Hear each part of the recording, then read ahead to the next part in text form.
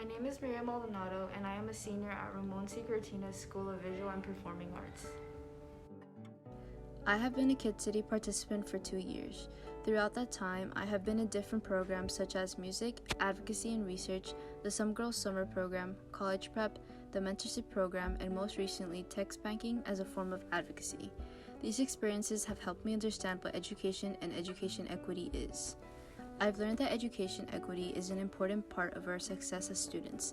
Education equity would allow for students of color to have more access to higher education and ultimately more important decision-making positions.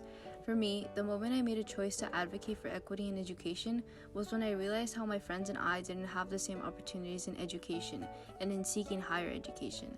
One of my closest friends is undocumented. When Trump took action against DACA, I remember him stressing out. Fortunately, DACA survived, but it exists only for renewals. He was never able to apply because he didn't meet the age requirement and missed his registration by a month. Since we are seniors now, all of my friends are doing college apps, FAFSA, and all of that jazz. My friend, however, has very limited options of what he can fill out. Knowing that education equity is not always present for everyone, a group of us decided to take action last year and got together and formed an advocacy research project to support the mental health of undocumented high school students. This unique program allowed us to learn how to conduct research and work together towards a common goal. In the fall of 2019, we would meet every week for about 4 hours at Kid City, where we would be supported by staff like Pedro, Sal, and Christy. We worked to put together a proposal for admittance into a conference at Harvard University. In late November, we were notified that we had been accepted as the only high school students to present at the conference.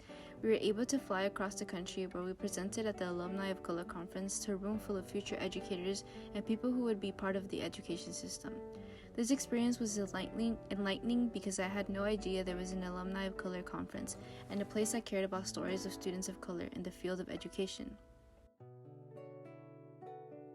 This is just one of the many programs Kid City provides for high school and college students in the LA area. They have a lot of different classes where we can prepare for college and life, contribute to our community, and for any extra help. The loss of being able to physically go to Kid City has been immense. Going to virtual classes hasn't been the same because we don't get to be in community with each other. It has become more difficult to have meaningful conversations at times. When we were at Kid City, no one would ever mind if we had to stay after classes, and it was nice to be around others. You didn't need to be a part of any program to go and just hang out. I am hopeful that we will return to Kid City at some point in the future. Being back at Kid City would allow me to meet with my mentor and to continue to feel part of a community.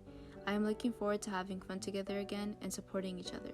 Socials and game nights have always brought the Kid City community together in fun ways that continue to build strong relationships.